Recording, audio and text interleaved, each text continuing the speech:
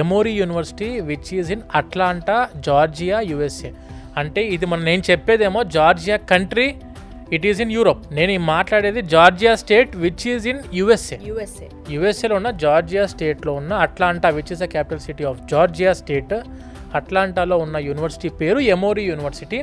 ఈ ఎమోరీ యూనివర్సిటీయే ఇంప్లిమెంట్ చేసింది కెన్ వాకర్లో సిలబస్ని, USMD సిలబస్ని.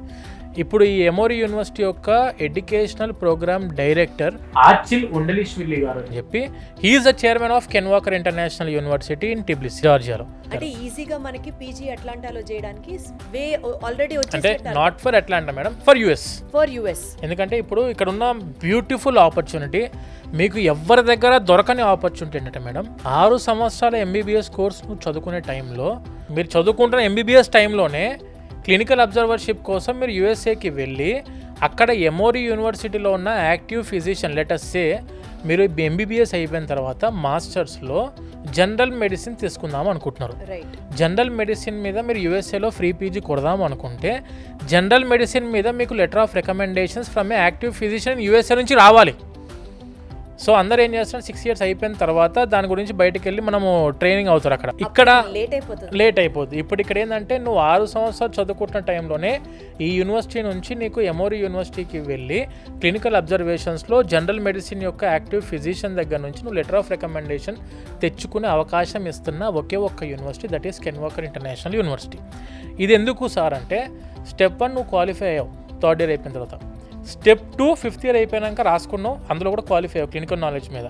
దాని తర్వాత NRMPలో వాళ్ళు అడిగేది ఏంటంటే, first thing, do you have any knowledge on clinicals in USA, medical system మీద మీకు నాలెడ్జ్ ఉందా అని అడుగుతారు వాళ్ళు.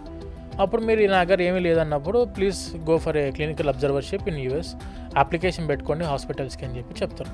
కానీ అదే నీ దగ్గర ఉంది, అది నీ దగ్గర ఉందన్నప్పుడు ఫస్ట్ ప్రిఫర్డ్ స్టూడెంట్ నువ్వే అవుతావు పీజీకి, ఫ్రీ పీజీ కొట్టడానికి. ప్రపంచంలోనే one of the top medical university ఏదైనా ఉందంటే దట్ ఈస్ ఎమోరీ యూనివర్సిటీ. నువ్వు అక్కడ నుంచే యాక్టివ్ ఫిజిషియన్ దగ్గర నుంచి లెటర్ ఆఫ్ రికమెండేషన్స్ తీసుకుంటే, నువ్వు ప్రపంచంలో ఎక్కడికి పీజీ పోయినా కూడా నువ్వే కదా ప్రిఫర్డ్ స్టూడెంట్ అయ్యేది. MBBS నువ్వు చదువుకుంటుంది one of the top university, one of the top కంట్రీలో చదువుకుంటున్నావు. అక్కడి నుంచి నువ్వు USAకి వెళ్ళి క్లినికల్ అబ్జర్వర్షిప్లో కూడా నువ్వు పార్టిసిపేట్ చేసి లెటర్ ఆఫ్ రికమెండేషన్స్ తెచ్చుకున్నావు క్లినికల్ అబ్జర్వర్షిప్ మీద. మేము ఒక మాట వీసోర్స్ తరఫు నుంచి ఒక స్టూడెంట్కి మేము చెప్తున్నాము అని అంటే, అది ఖచ్చితంగా స్టూడెంట్ 100% సక్సెస్ఫుల్ అయ్యే విధంగానే ప్లాన్ చేస్తాము. అందుకే Ken Walker university Georgia to Georgia USAలో నువ్వు ఫ్రీ పీజీ కొట్టాలంటే please opt for Ken Walker. WFME approved regulatory body కింద ఉన్న యూనివర్సిటీ కాబట్టి నువ్వు ప్రపంచంలో ఎక్కడికైనా వెళ్ళి పీజీ చేసుకోవచ్చు, దట్ ఈస్ ఇంక్లూడింగ్ ఇండియా.